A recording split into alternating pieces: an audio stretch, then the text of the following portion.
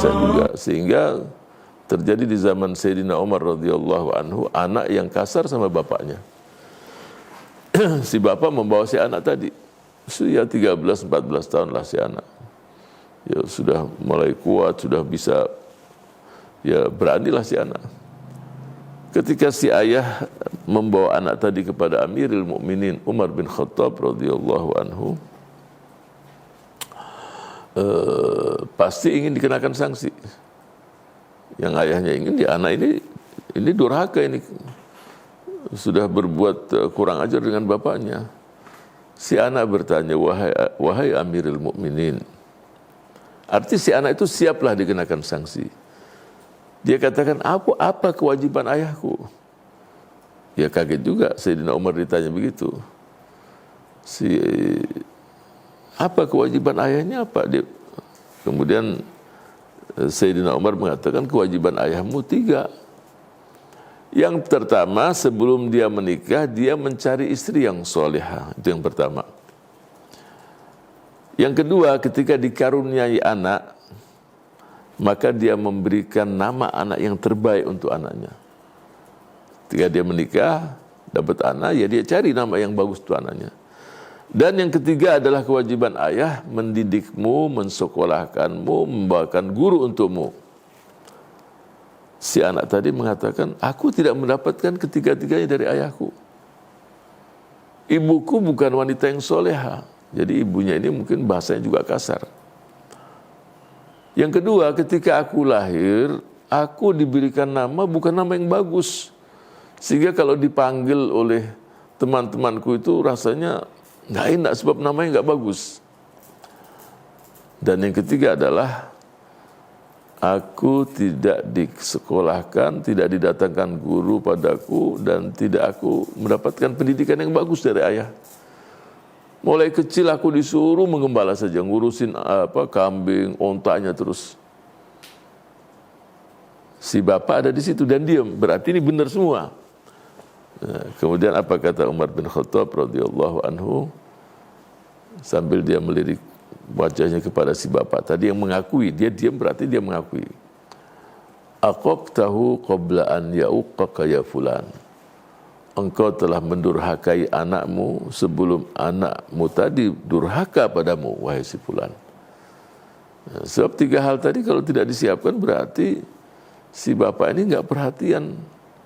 Ya, dia tidak memilih istri yang soleha. Memang istri itu pilihannya banyak.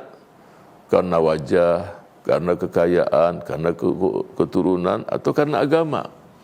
Fadfar bidzatid din taribat yadak. Rasul sallallahu alaihi wasallam mengajari kita yang dijadikan prioritas itu pertama adalah agama, ya, akhlak, budi pekerti, dan agama si wanita tadi. Sebagaimana pria juga begitu. Idza atakum man tardawna dinahu wa khuluquhu. Kalau datang kepadamu, wahai para orang tua, seorang laki-laki yang engkau senang, engkau ridha akhlak dan agamanya. Setelah itu ada keturunannya, wajahnya, kemudian hartanya, silahkan, itu pelengkap. Tetapi yang pertama adalah agama dan akhlak itu sendiri. Nah, kemudian di sini kita menjadikan perhatian bahwa jangan pula si ayah tadi juga durhaka pada anak. Bagaimana durhakanya? Dia tidak membuat kondisi itu yang sehat untuk anak-anak tadi tumbuh. Yang pertama, ibu rumah tangga harus soleha cari. Yang kedua tadi diberikan nama yang terbaik. Kalau tidak tahu, tanya pada mereka-mereka yang mengerti. Dan yang ketiga juga carikan lembaga pendidikan, sekolah. Nah itu. Jadi dalam menghadapi kondisi yang seperti saat ini, di mana godaan-godaan itu sangat besar sekali, maka 2 hal yang harus kita berikan pada si anak. Yang pertama, kondisi rumah tangga yang sehat, tumbuh kembang anak itu dalam iman dan takwa. Yang kedua adalah lembaga pendidikan. Ya. Sehingga anak tumbuh kembang di rumah dan di sekolah dengan sesuatu yang sehat.